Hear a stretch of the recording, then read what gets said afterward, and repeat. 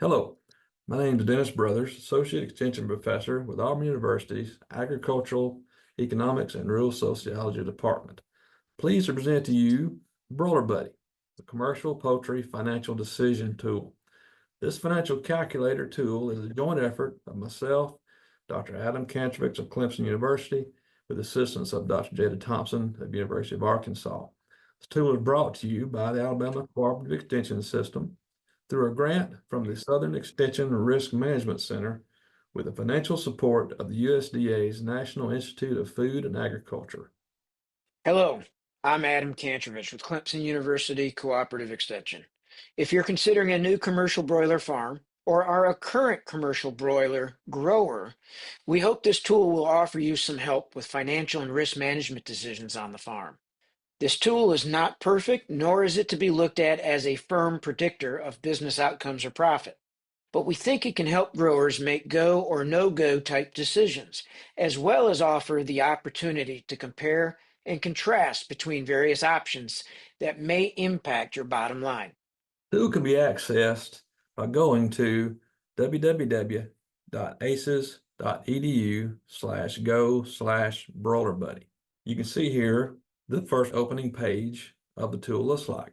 So let's go there now and let's look at some of the basic information and introductory instructions about the tool.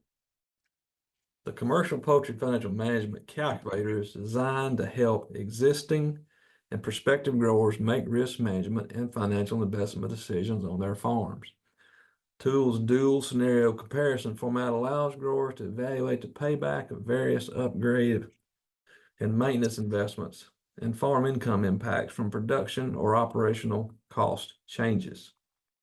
Basically, the tool is set up so that a side-by-side comparison of multiple variables that may occur on a broiler farm can be viewed. Since many of these variables are not fully under the control of the grower, the calculator can model these various outcomes so that a grower can see the potential changes in multiple areas that may impact the net return, both in the short and in the long term, and quickly compare these competing outcomes.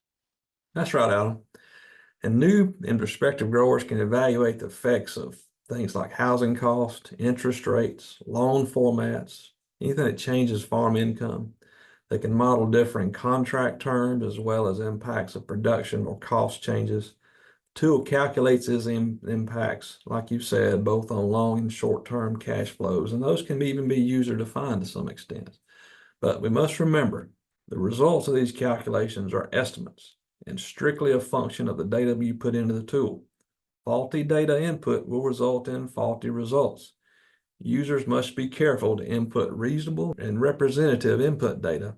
That's the only way they're ensured of a reasonable result. However, even with the most exact data, the results are estimates and are not intended to be used of any kind of guarantee of return in a commercial poultry business. There are also some key assumptions that we made that users need to be aware of that may affect the results. First and most important assumption is that bird production numbers and pay per pound is constant for every flock every year. We know this is often not the case in the real world, but like any prediction model, these assumptions are needed to make the model usable. However, using the calculator side-by-side comparison function, a user may model ranges, and we will talk about that a little bit more later on. The cost of production for varying house ages and types were also gathered from active farms. We'll have more on how this works later as well. The third assumption are that loans are all simple, fixed interest loans without balloon payments, and payments are annualized as a single yearly expense. Depreciation is calculated as straight line, and only 7 or 10-year options are available for new loans. And fourth, this version of Broiler Buddy is designed for a Southeast U.S. application. If using the tool to model in other areas of the U.S., your results may not reflect the impact of your weather patterns on variable costs or house efficiencies. So Now that we have a general idea of what the calculator might do for us, I think one of the best things we can do to better understand how to use it is simply work through a few example models and discuss the results. We'll click start and we'll get started. But just remember, like the old saying goes, garbage in, garbage out. First thing we do when we click start is users must first decide how they're going to interact with the tool. They can choose either having existing houses and they're looking to evaluate upgrade or maintenance investments, for example, or they can choose if they are a new farmer, a prospective farmer, and maybe they're looking to evaluate building a new farm or buying an existing farm. These are the two basic ways you interact with the tool, and that's the first choice we must make. For this example today, we're going to go through the old farm example. So I'm going to click on the little circle that says have existing houses wishing to evaluate or upgrade or maintenance investments. And that takes us directly to the houses input page. First information we input is the size of our barns or our houses. For our model, we're going to consider comparing two identical sized farms, but with one farm having some upgrades. For our model, we put in scenario one what our existing farm is, which is 40 by 500 with 4 houses. And we're going to do the same for scenario two.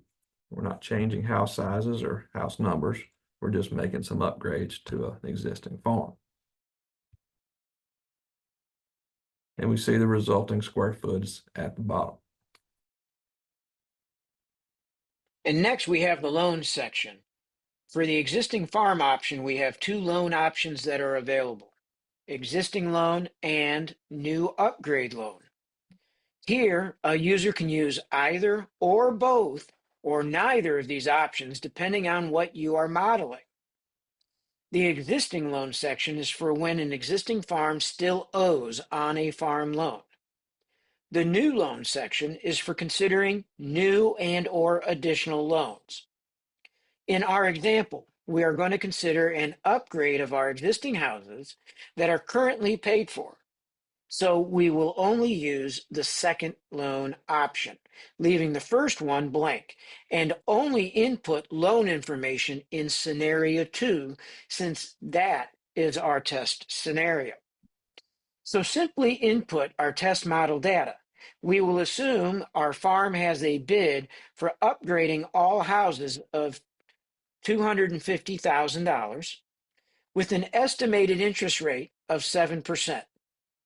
We will use a 10-year term for our upgrade loan and a 10-year depreciation schedule. For our model, we are going to assume $50,000 of cash input from farm funds to our upgrade, so we put that here. This reduces the size of our loan by that value. Once we're done with our loans, we hit next, and we go to the production area of the tool. This includes our house age and class. And for this first question, the user must understand what they're about to choose. It's very important. When we look at house age and class, we have some choices there. You see the choices pop up on our screen: 0 to 5 years, 6 to 15, Class A, 6 to 15B, C, and then 16 years or older, Class A, B, and C. You have to understand what A, B, and C means. These are classes of house that are associated with the structures and the efficiency. Class A house requirements or estimates are here. This is a heavily insulated sidewall and attic with very tight house. Class B is a solid wall house, but maybe not insulated as well. Maybe not quite as tight. And then Class C, it would be an old house, a curtain-sided, poor attic or no attic, very loose house. These affect the efficiencies of the house and affect the cost calculations. So we're looking at an older house. In this scenario, we're going to say we have a 16-plus-year-old house that is Class C for scenario one, but we want to upgrade that house to a Class A. So we go to the same age, but we move to a Class A. This is why we're spending the $250,000 to upgrade to get a more efficient house. So now we begin putting in bird information. I suggest you put numbers here that reflect what your actual farm is in this old farm scenario. So we're going to assume for our example, we've got a 6.5 pound bird. We're going to grow. Our current mortality, our current stocking density is 0.8 square foot per bird. And our mortality is 8%. The flock length we currently grow is 45 days with an out time of 18 days. Now, pause here a minute. There are a number of ways we can look at this next section, which is pay rate. You can assume this as the current farm's current average, whatever your current average pay has been on your farm, or you can look at contract-based pay, or you can look at a low number to assume a low-performing farm, or an average number. A lot of ways you can approach this pay section. For our example, we're going to consider this farm's average currently is 0.065 per pound, current average. And we can also look at what we do with litter on the farm. If we actually have litter to sell, or you can calculate this as a equivalent fertilizer value, or you can leave it blank. That's up to you. We're going to assume for our model we sell litter for $2,500 per year. Now, we go over to our scenario 2. Are things going to change? Do we expect anything to change as a result of our upgrade? Do we want to model that? Those are questions you want to look at. We're going to say we're going to get some improvements by moving this house from Class C to Class A. What are those improvements going to be? Well, here's where you get to make some choices. The pounds per bird is going to stay the same. That's a company target, so we don't get to change that. Same as the densities. That's going to be the same, 0.8. Mortality. Will our improvements improve our mortality? We can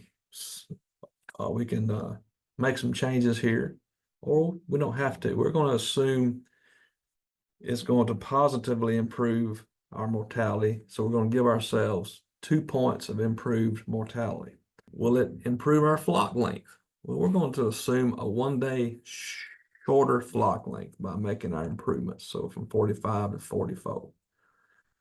Out time is a company policy, so we're not going to change out time. Pay rate per pound, we can make an assumption here that by upgrading, getting to a Class A, that qualifies us for a higher base pay rate. Let's just say that is 0.0725. And then litter value will be the same. So we see we have a scenario A set up as how we currently are, and we have a scenario 2 that's what we expect things to be in the future based on our upgrades. We click next, and now we're to the energy bonuses. So in here we have energy or heating fuel bonuses that can be modeled if your contract has those. You can model a year-round energy bonus per pound, per square foot, or you can model a seasonal bonus per pound for a specified number of flocks per year. Alternately, you can input a lump sum for energy fuel bonuses if you don't know the other two, or if that is how you're receiving such a payment. We're going to use a 0.5 cent per pound for 2 flocks out of the year for both of our scenarios.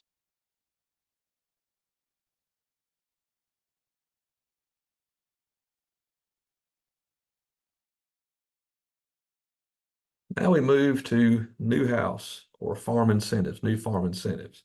Some existing farms may still qualify for new house bonuses. They may still be young enough in age. And we have opportunities to add that new house bonus here on this page. Now, whether that's a per pound bonus that's given per pound of bird delivered and how many years that's remaining, or if it's a per square foot bonus. and however many years that's remaining. We can input those farm incentives here. Since we're looking at a 16-plus-year-old farm, we're going to assume that for our model, we have no new farm incentives are not applicable. So we'll be moving that and going to our next section. And utilities come next. All a user needs to input here are the prices of the utilities per unit.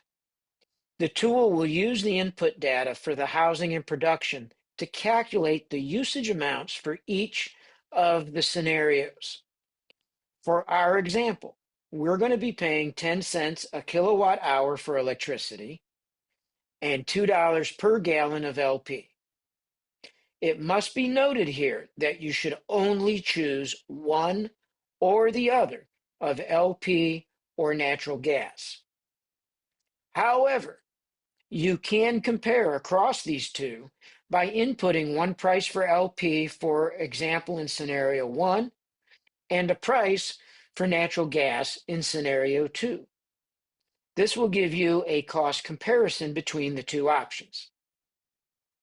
For water, if you have a well, you can leave this at 0. If you purchase municipal water, input the cost here. We will use a value of $4 per 1,000 gallons, assuming we are purchasing water from the local municipality. Next thing we look at is labor on the farm. There are many ways to use the tool when it comes to calculating labor. The simplest way is to leave all this blank. That way, when you get a bottom line number at our results, you know that what you have left is what you have to pay all your labor, including your own labor, your family labor, or however, we can choose some input values here to simulate paying ourselves, or simulate paying family labor, or simulate paying a manager, or paying casual labor. That could result in a better prediction of net farm income, but the choice is yours. For our example today, we were going to input casual labor hours of 1,000 hours per year, and we're going to pay that labor $15 an hour. And we're going to do that for both scenarios. Once again, if I wanted to model paying the farm owner as a manager, I can put that annual salary here, or if I'm going to hire full-time labor, I can put their annual salary. And for both hired management and full-time labor, the tool automatically calculates benefits. Insurance comes next. Every farm must have insurance, and you have two options here. You can allow the tool to calculate insurance costs for you based on age and class of house and by square foot, or you can input a lump sum value that you input yourself if you know what that value is. Some people have noted that the tool's rates for insurance seem to calculate somewhat lower than what they typically see. So if you know you're in an excessively high insurance cost area, we suggest you input your own annual values here to better reflect the true cost. For our example, though, we're going to let the tool do the calculating for us. As we all know, the tax man must be paid. So next we have taxes. This step can be as simple or as complex as you want it to be. You may simply input an estimated effective tax rate here to include all taxes as a percentage of net revenue, or you can go to the ruraltax.org, which can be found in the link here, and go through the steps to have the tax calculator give you a close estimate on your effective tax rate given a whole host of considerations. It is your choice. Either way, a user must input a number here if you'd like to model taxes in your results. We're going to assume we went to Rural Tax and it told us our tax rate was going to be 32% of net revenue. We're going to input this for both scenarios. Next, we can model expense escalation over time. It should be noted here that the tool calculates a long-term cash flow of 25 years automatically. So to see the increase in input prices and the loss of efficiencies over time reflected in our model, we would have to put a percentage escalation value here. If you are only interested in year one results, that would not be necessary. But if you would like a better real world long-term result, some escalation is reasonable. The higher the number, the bigger the cost increases and loss of efficiency can be assumed. For our example, we are going to use 0.5% per year, which is a conservative but reasonable figure in our opinion. The last option here is a specific period of time that you would like to evaluate for cash flow less than 25 years. Since we took out a 10-year loan for upgrading, we will look at what our net return at 10 years looks like specifically between our two scenarios. Now, finally, we get to the fun part, calculations. But first, you must know, before you calculate results, you can go back and change any of these sections if you figure out you made a mistake, if you want to look at something different. For instance, you can go back to production. If you want to change out time from set 18 to 17 days, you can do that. You can make those changes and then go back to results and hit calculate to take those changes into consideration. Even after you calculate, you can go back and make changes, but we'll look at that a little bit later. So let's calculate. What do we see? Well, first thing we see is we see a change in bird revenue. We're getting more bird revenue in scenario 2. That's a result of some of those production changes we made when we made our upgrades. We can get no incentive payment, we know that. And we see our loans. We see we have a loan payment from our upgrade. And next we notice our operations cost. We have a little lower operation cost. Why is that? Well, we gained some efficiencies from our upgrades, and we see that reflected in our operations cost as percentage of bird revenue. And here, this number also includes labor. We have to make sure we understand that. This decrease in a variable expense ratio comes from increase in bird revenue and a decrease in operation cost. Then we see a year on net return. This is the bottom line return after taxes. And in this case, this is what we would have left over to pay ourselves, since we did not take out management cost or full-time labor costs from our model. So all household expenses, including health insurance, etc., would be coming out of this particular figure. We see that borrowing the money to upgrade and assuming we get the production improvements that we have modeled, it's going to net us some additional $27,000 and change in our bottom line income for that year. When we look at the 10-year mark that we asked for as a focus, we see this results the 10 years of cost escalation combined with the upgrade effect. However, on average, across the full 25-year evaluation period, which includes after the loan is paid off, our upgrades netted us an additional $38,000 per year on average. Did it do that every year? No, not necessarily. This is an accumulative average. We can see every year in a detailed cash flow that is also available. If we scroll down a little bit, we see some graphical examples of our model. We can see in scenario 1 how we have a straight line decrease in revenue, and this is just due to our cost escalation over time, increasing our cost. If you go down to scenario 2 in graph, we see a little bump. Why is that? We have a bump when we get our 10-year loan paid off. We get a bump in revenue. But when we look at our average numbers up here, it's average of all of these revenues. If we want to scroll down, we can look at detailed results. And what do we see when we look at detailed results? We see all the inputs, everything that goes into our cost calculations, house sizes, our loans, everything that goes into the model is detailed out. We look at all of our production numbers, house by house, side by side. All these are the numbers that are going into the results we see above. Our expense calculators for utilities, heating, labor, everything is laid out in detail.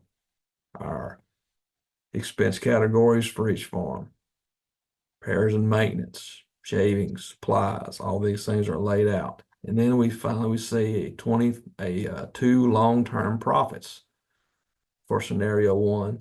We see up first is our 10-year long-term profit that we asked for. And then we scroll down further, we get our 25-year long-term profit that is automatic with the tool for scenario one. What do you see in these long-term profits? Well, you see total gross revenue, production expenses, revenue less production expenses, any loans, net returns before tax, net returns after depreciation, taxable income, estimated tax bill, and then your total bottom line net return. And you see that for all the years up to 25 for both scenarios in both short-term and long-term outputs. Then we scroll down, we see our loan details. Here we only have one new loan in scenario two. And that loan is sectioned out per year by payment, by interest, and by principal. So our detailed results contain a lot of information. We scroll back up.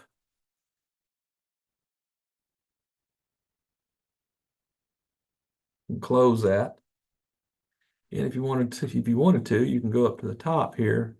You can print a printable version of the results section of the tool, including the graphs.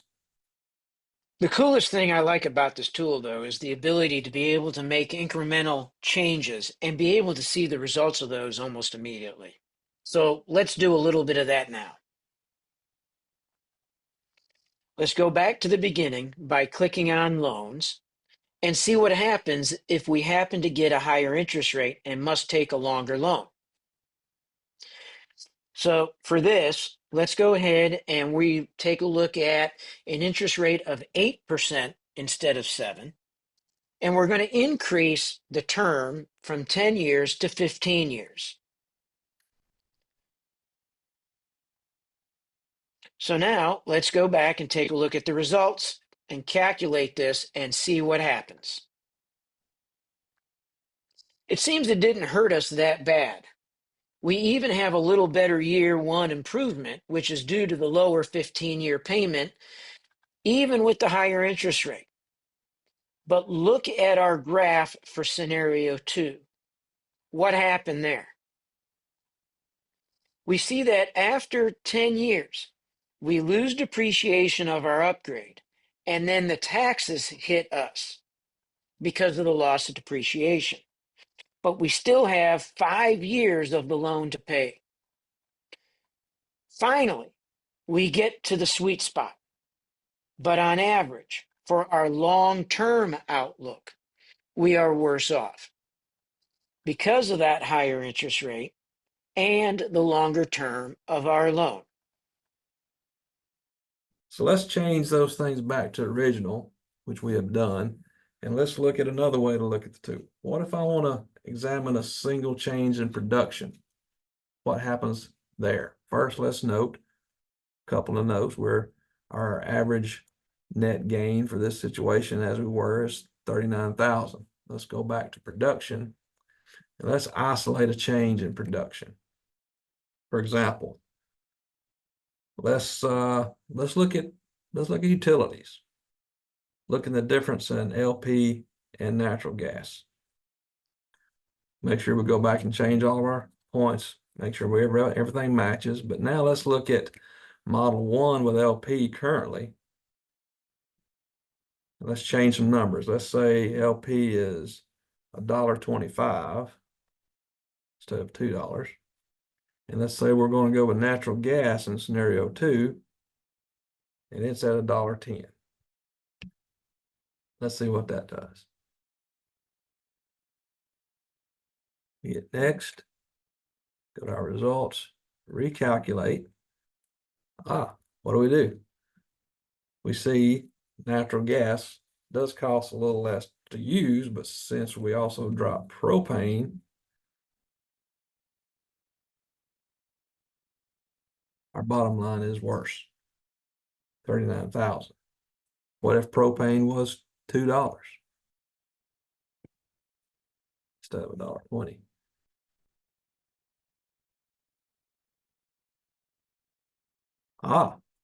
Big difference. So if we're able to switch to natural gas at $1.10 instead of buying $2 propane, we've had a large increase, and most of that increase came from savings in operations cost. So can I afford to make that change if it costs me money to put natural gas on my farm? Well, if I'm buying $2 propane, then I can certainly afford to make that change. Another thing that we may want to look at is a change in production. Let's say bird size and or density. To be able to do this, we do the same thing that we just did, but we're going to make production changes instead. So let's say a farm goes from a 6.5-pound bird to a 9-pound bird with all of the accompanying changes that follow along with that. So we're going to go to the production page. We're going to modify scenario number 2, and we're going to change the weight to 9. The density is going to remain, or is going to be 1, and the flock length is going to be 63. We go to the mortality, and the mortality is going to be 8%. The out time can stay the same, and let's see what happens.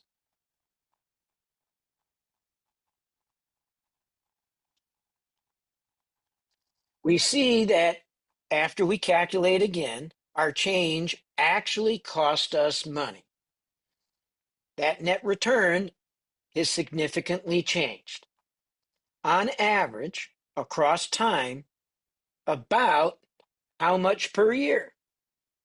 That $11,000, or just shy of $12,000, $11,635 per year. We see the main reason is pounds produced. Much lower even with heavier birds. What could overcome that? Well, a higher pay rate could possibly overcome that. Or what if the change came with a couple of days less out time on average? Then what? Let's look at that again, changing scenario 2. We could change scenario 1 in this case and leave 2 as is. That's your choice. But let's up the pay rate by 0.5 cent per pound and lower our out rate by 2.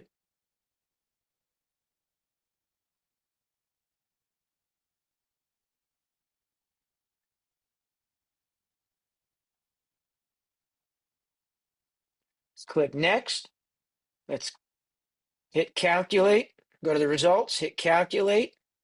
And now we notice we have increased from the last scenario. Our annual average per year has jumped significantly to almost $24,000 a year. However, we still may be lower than the original case. So you see, there's a lot of ways you can use a Broiler Buddy, and just about an endless number of scenarios you can look at and examine the results for. We hope this could help you decide if an investment in capital improvement pays off, or maybe you want to model changes in productions to plan for budgeting in the future. A lot of ways to use the tool, but we hope you find one way that will help you make better financial decisions on your farm. As you have run your scenarios through the tool, we hope you found a valuable way to use the tool. If you don't mind, if you have a smart device, please take our evaluation survey. Click the QR code and you will be taken to a short 4-question evaluation, and we would really appreciate your feedback. Thank you for watching. This has been a production of the Alabama Cooperative Extension System with support from the USDA National Institute of Food and Agriculture through a grant from the Southern Risk Management Education Center. If you have any questions or have any problems, please email me at brothers@auburn.edu. Or if you have any tax questions, you may reach me at akantro@clemson.edu. Thank you for your time.